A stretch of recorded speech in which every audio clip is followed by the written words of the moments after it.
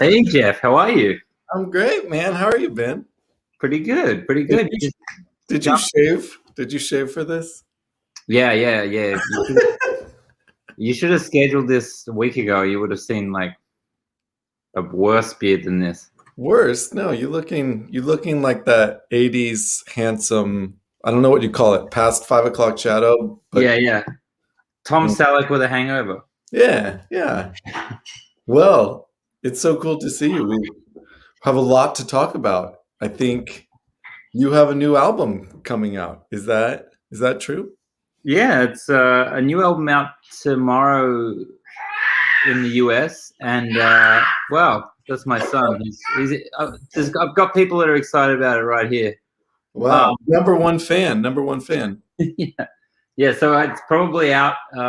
It's out in Australia, I guess. Now it's Friday. Friday there. So Okay. yeah, that's the cover. That's the album cover.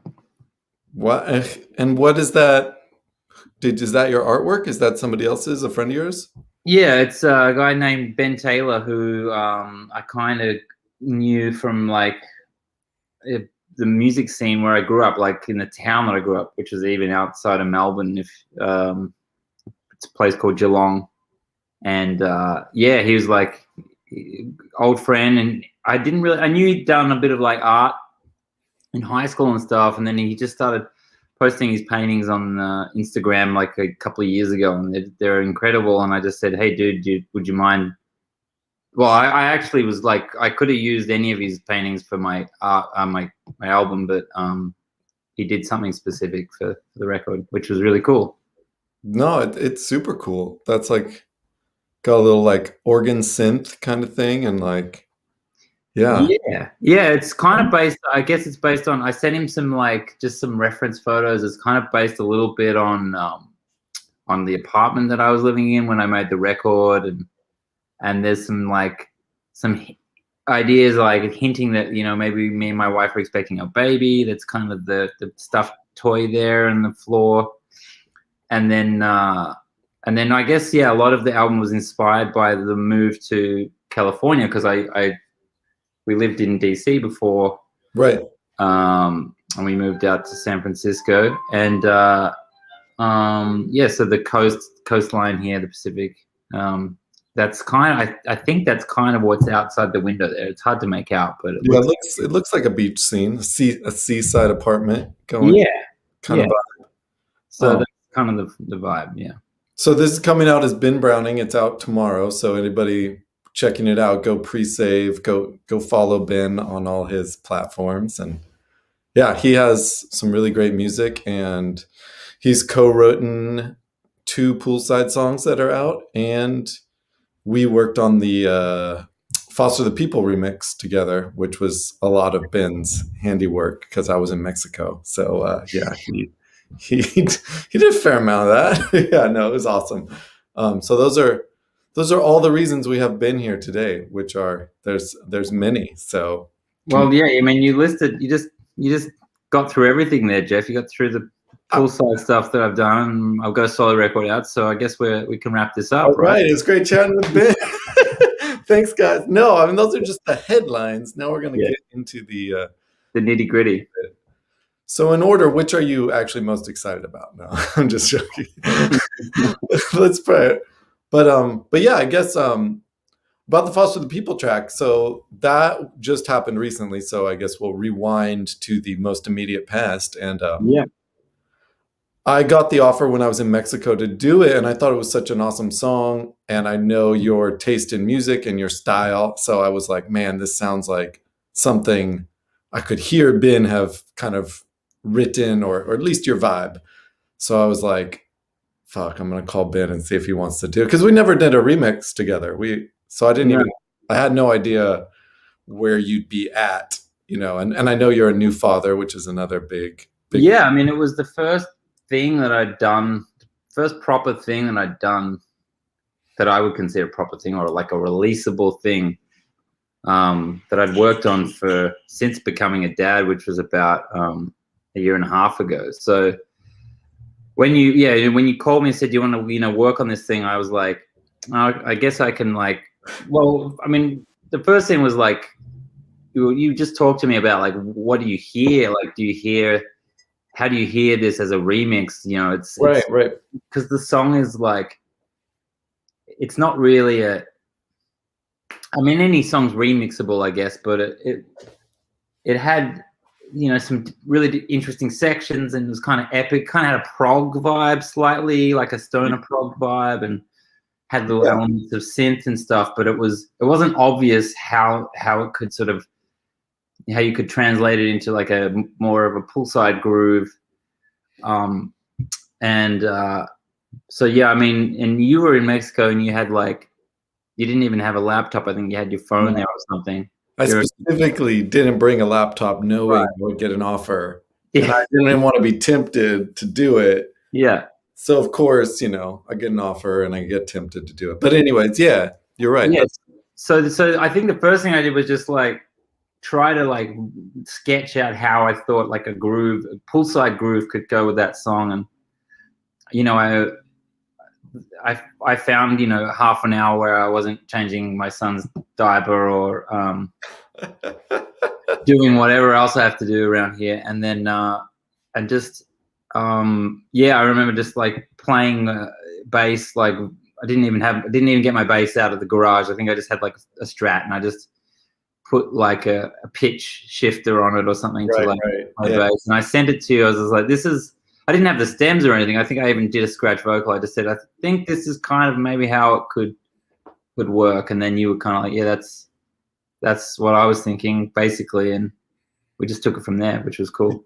Yeah, like it was exactly what I was thinking. I just didn't know if it was going to work because like their verse is so weird. And then there's the other parts of the song. And I was like, if we delete like those, is it still the song? And yeah, you basically did everything I was kind of hoping could be done. And then we had a blueprint, and then yeah, it was good. And then I was able to sort of flesh that out, and then you were able to add some stuff to it, and sort of, yeah, it actually came together pretty quickly in the end, which was nice, because sometimes things that take a long time you just start finding problems and things, you know, start worrying about things because you've listened to it too many times. But it definitely stayed fresh and fun the whole time, which was great. Yeah, that's one of the cool things about a deadline is you don't have time to 1 second guess yourself. You're like, well, this is it. Yeah, I'm not much good. I always say like, it's a bit like going on tour. I always say like, my best show of any tour is the first one. Okay. You know, like even though like everyone's like, that's the warm up show, I'm like, that's the best one for me. When I'm like, just like it's happening and it's immediate and you're not quite sure what you're gonna do, and then but by the time, you know, you get to show 30 of a tour, it's too repetitive for me, and I don't have that immediacy that I love. Right. Yeah. So even, you know, writing and producing, I feel the same way. Like the early stages is always the most exciting for me. Yeah, I think a lot of people feel, including myself, feel the same. It's like you get to like 90% done, and then you're like, ooh, yeah, that's the hard part now, or something. Yeah. Well, then you start questioning yourself as well. You're like, yeah, was that a decision? What was I thinking? Yeah. So then, tell us about your album. You've got a new album coming out tomorrow. We saw the artwork. How many songs? Any theme to the record, or like themes you were working with as an artist, or, you know, what's going on with you with this record? Well, yeah, I mean, it's 10 songs to be, you know, so it's good value. It's more than 7. No, it's 10 tracks.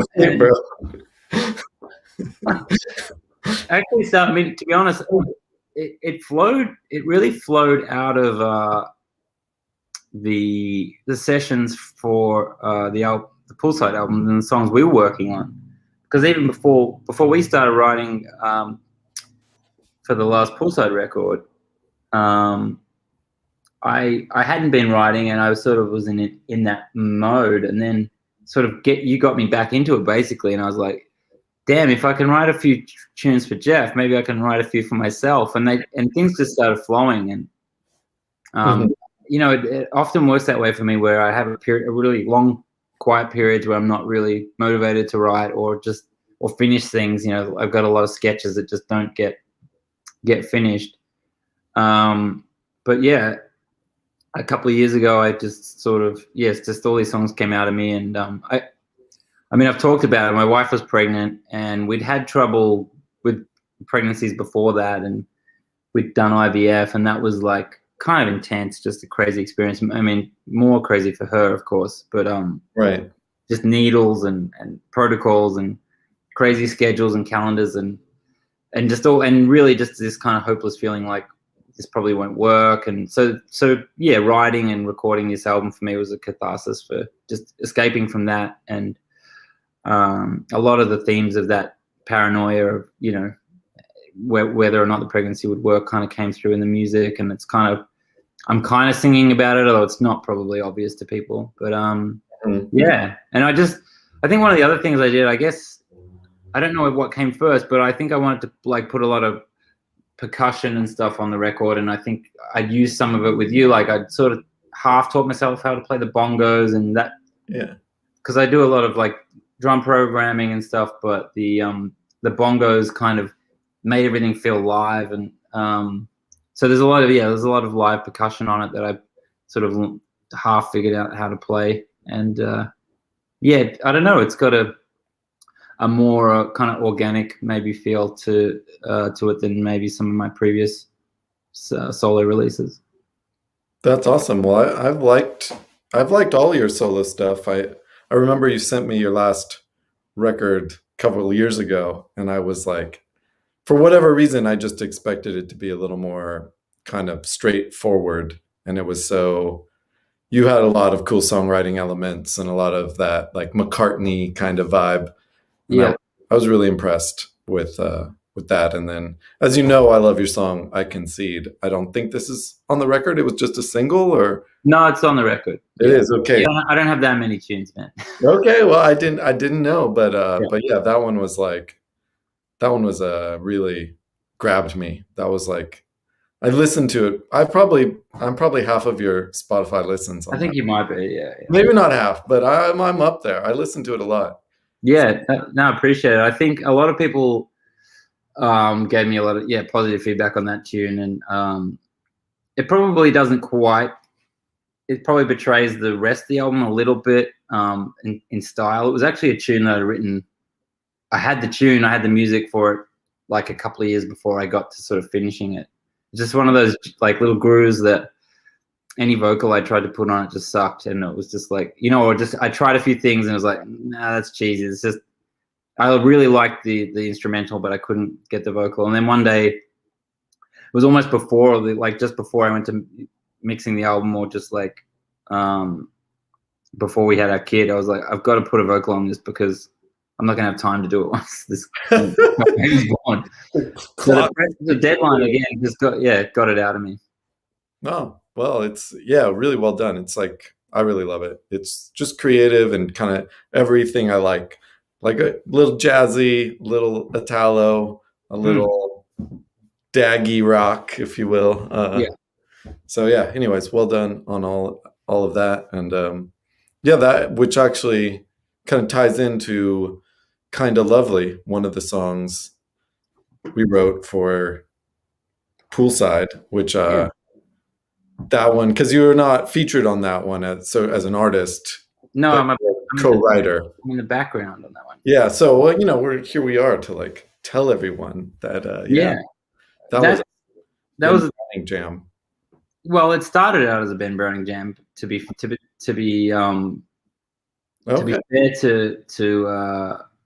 Panama, I think, you know, he brought a lot. Oh yeah, no, that's what I was gonna. Why I tied it together is because we kind of struggled with the verse, on the vocal verse. Yeah, we just had, I think, if I recall correctly, you had put in a chorus.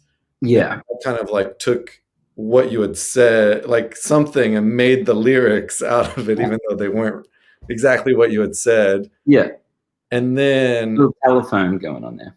Yeah, I mean, I knew it wasn't what you had said, but I thought it sounded cool. Yeah. And then we needed a verse, and like for some reason, even though it's a pretty, like, you know, straightforward song, anything that was too verbose kind of felt cluttered.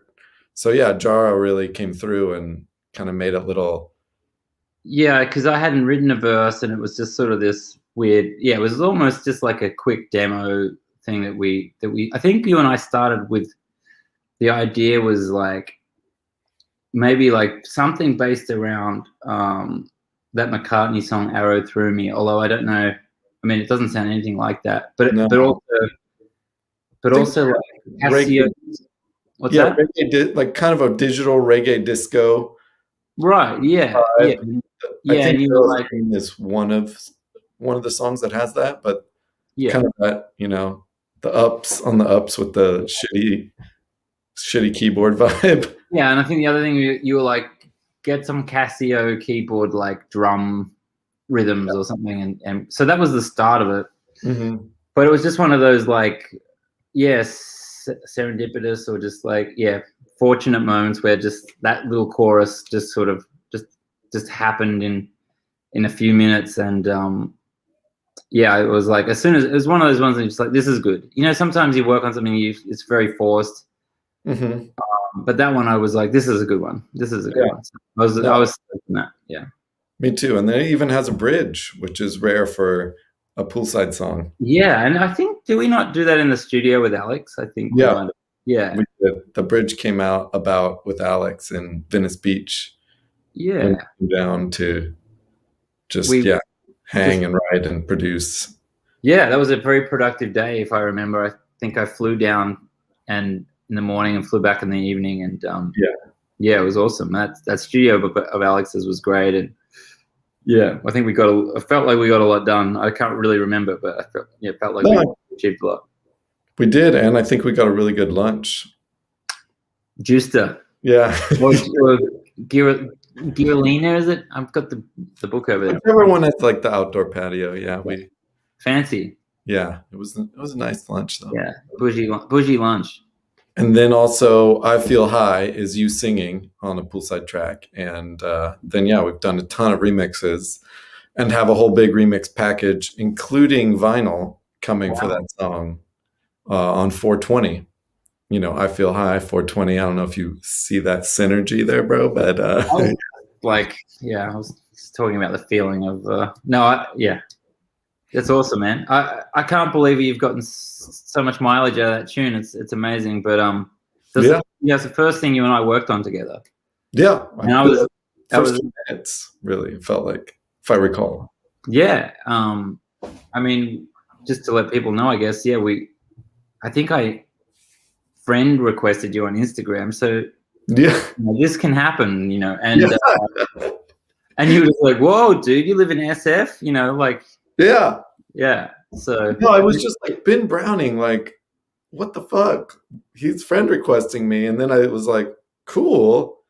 And I knew we had met, but you actually didn't even remember meeting me, but it's cool, bro. And then I looked and I'm like, seeing all these photos of San Francisco, and I'm like, this guy must come to San Francisco a lot. I thought he was Australian. And then it was like, then we started chatting on Instagram, and you're like, yeah, I live here. And then we got coffee, and then we did get coffee, and then it wasn't long after that we started writing, and it was so much fun just to collaborate with someone. Obviously, I've been living in the States for like probably 5 or 6 years at that point, or maybe around 5 years or so, and probably hadn't really even jammed with anyone in 5 years.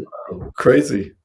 So I was just excited to have a play date, and and we got to something right away. I thought that was pretty cool, and I think I was like nervous. I've been a fan of Poolside for a long time since your first stuff in 2012. So right, I was probably like a nervous fanboy, to be honest. But it was I'm glad it worked out. Yeah, no, I mean, my recollection is literally we just started playing, and I was kind of like, I don't know, just one of these kind of guitar things, and you're like, that's cool, and then before you know it, like, yeah, I Feel High was written. Like, I had the Juno, not the Juno. Well, it's like a Juno 106. Yeah, with the speakers. With the speakers, yeah. It's so easy to like get a vibe because you just sort of can. I don't know. I mean, I was probably plugged into my monitors at that point, but yeah, I don't know. That synth for me, this album and the previous album I wrote for myself, it's all been about that. Writing on that. Mm-hmm. And the speakers are so good for just jamming and playing. And I haven't touched it for like a couple. Well, I've lived in this place for a year and it hasn't come out of the garage. I think I got it out to make a video, and it still works, thankfully. And what's it called for anyone gearheads who are listening? They make like a Juno 106 that's not quite as expensive with built-in speakers into it. Do you know the model name? I imagine. Yeah, it's called the HS60. HS60, which they used to go for a lot cheaper. I think people have like cottoned on to the fact that they are a Juno 106 and they have speakers. They don't look as cool as a Juno 106 for some reason. They look a little more like a home keyboard. Yeah, they look like something from like Radio Shack more. Yeah, but it's the exact same synth, I think. I mean, I could be wrong. And maybe there's... I think it is. I read about it after we hung out, and I was like, is that real? And then it's like, yeah, it's the same circuitry, everything, yeah. I got it in DC, or like just outside of DC, for $400, and it's pretty flawless. Like, it's got a few little issues, but it hadn't been played much. But I think a 106, you can't really get one of those for less than like $1,200 now. Yeah. Or even, a good one maybe goes for more than that. So yeah, I think Tame Impala made those really expensive though, because I'm pretty sure that is go-to. I like them because everything has a button or a knob or a slider, or it's just very intuitive for like a person who's not into interfaces. Yeah, I mean, for me, I'm like, I like something quick and easy in the synth game. Yeah, I'm not an ARP 2600. Yeah, like figuring out the alchemy of square waves and stuff. So yeah, it's got all the things you need right there. Simple, fast, so you can get to it. Yeah.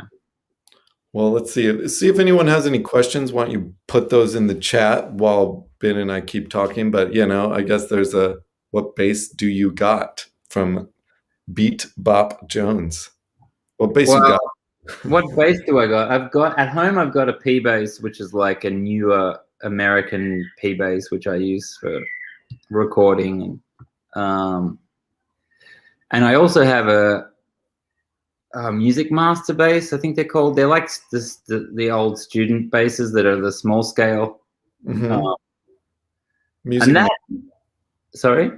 Music Master? I've never heard of that. I think that's what it's called. I'm pretty sure you got one hanging up behind your DJ booth there, bro. Dude, I have a Kramer. I'll show you my two basses. Show you my first bass.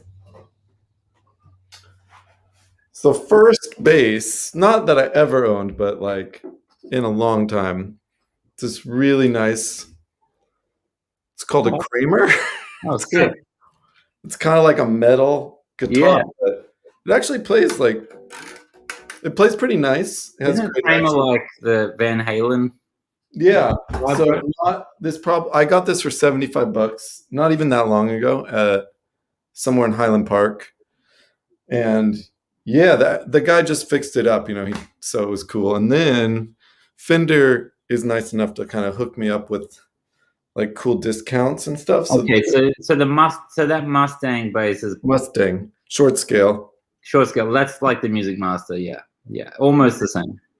Yeah, and it's like, so this one is what I've been using because weirdly there's some like fret buzz on one of these, and I'm just like, it's so cheap. I'm not trying to not trying to fix it really until somebody who knows how to do it comes over and goes like, it's probably easy, but but yeah, Music Masters. Okay. Yeah. So, but if anyone wants to know the old Focus by Kramer, this is the 420S series. No joke. Oh, got a theme running there, man. I know, dude. Just you and I, total stony guys. But yeah. Anyways, yeah. That's those are my two basses.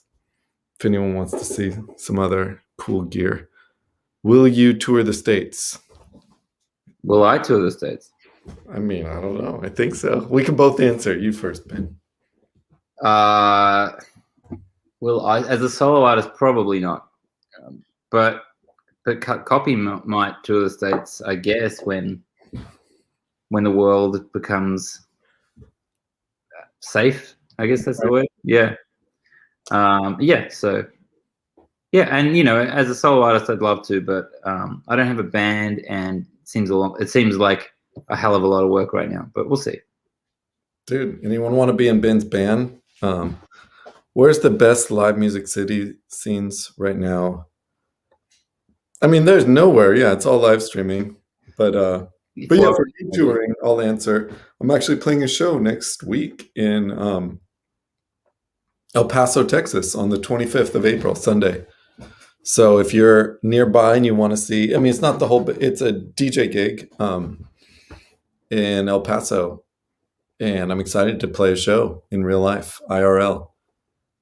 And then we have like 6 gigs in Napa, 2 a day for 3 days at the end of May. I think everything's sold out except for Sunday. So if you guys are in the Northern California area, and that'll be fun too. Ben maybe will come with his family. Yeah, everyone. If you can make it, you can just see my little boy, and he's got some dance moves. So I've seen on Instagram. He's moving. He's fast.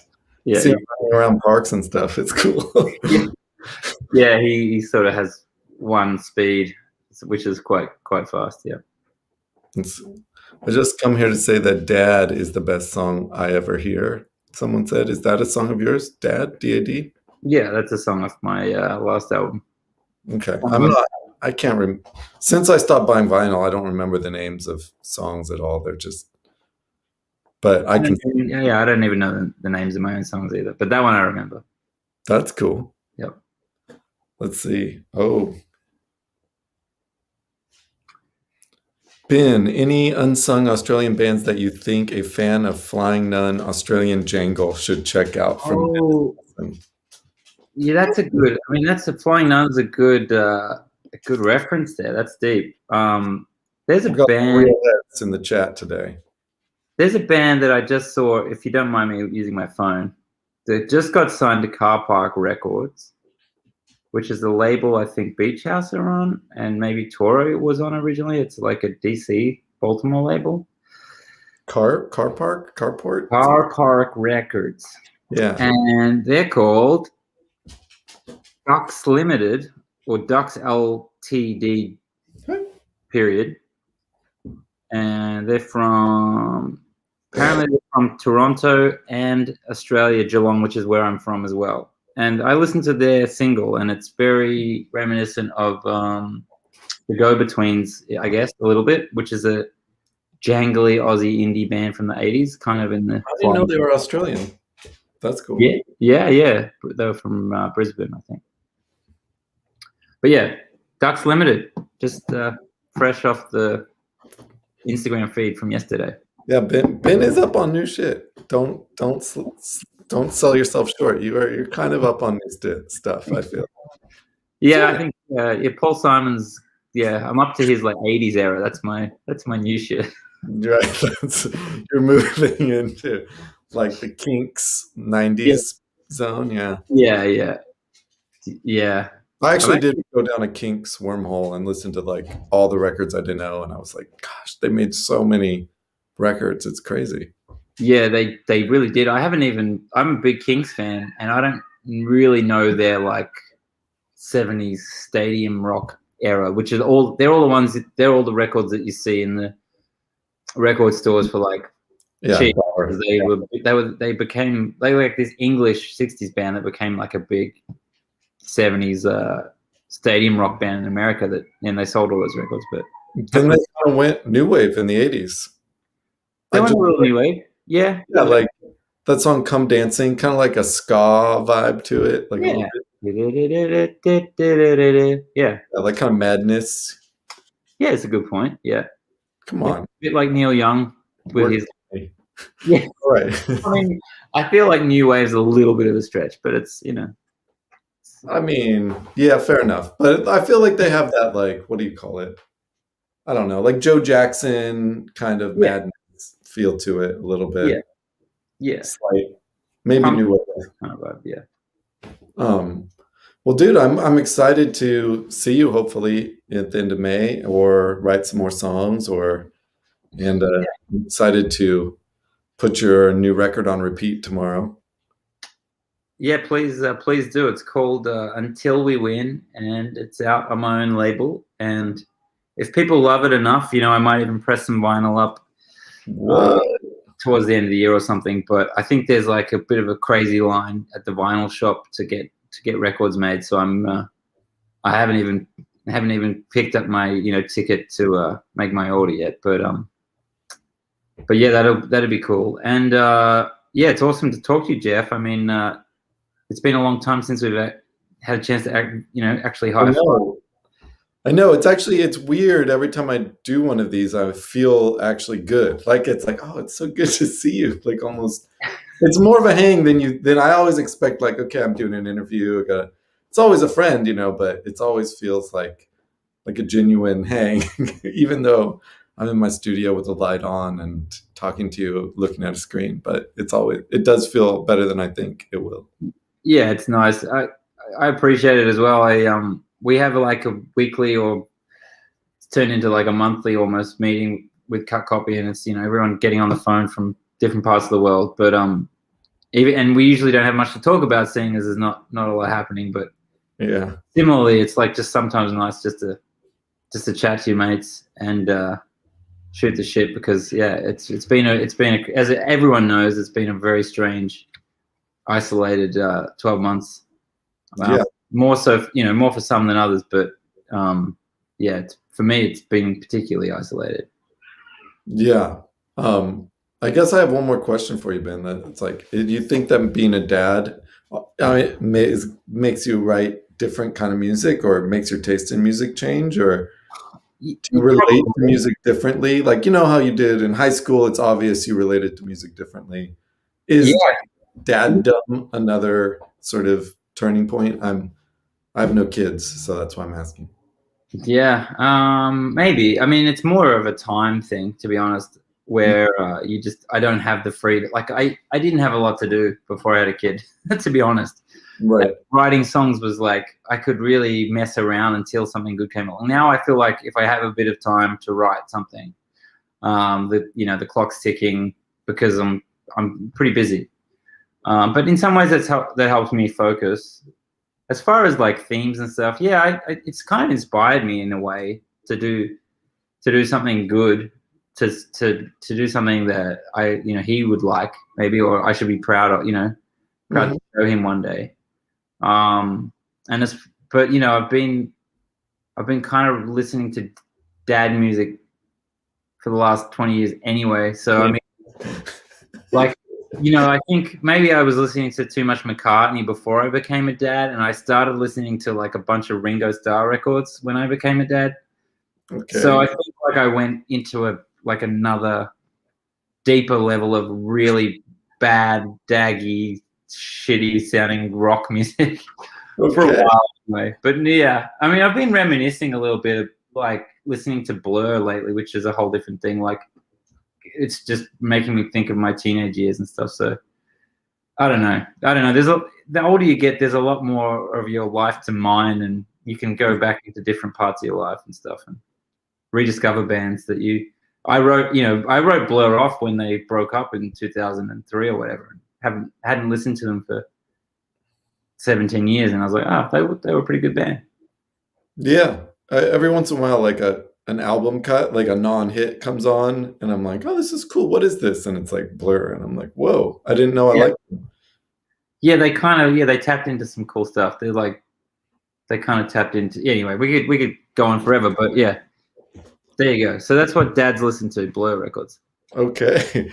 Well, modern dad, Ben Browning, thanks for taking some time to hang out, and yeah, really looking forward to seeing you in real life, and meeting your son and making some new songs one day.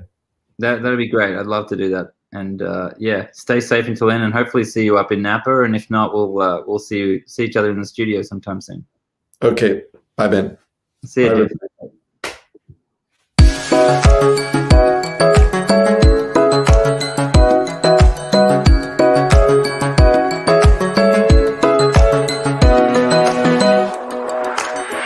It feels so real. More than I have felt before. In the night.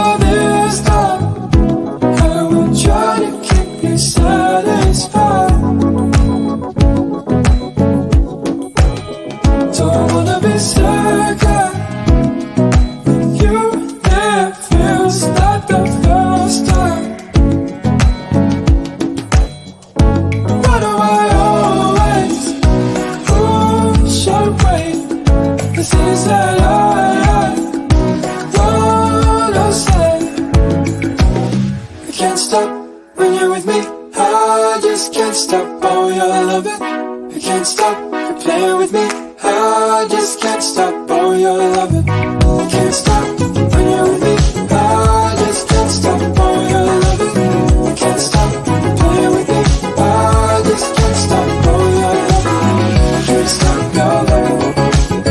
Can't stop your loving. Can't stop your loving. I just can't stop. Oh, your loving.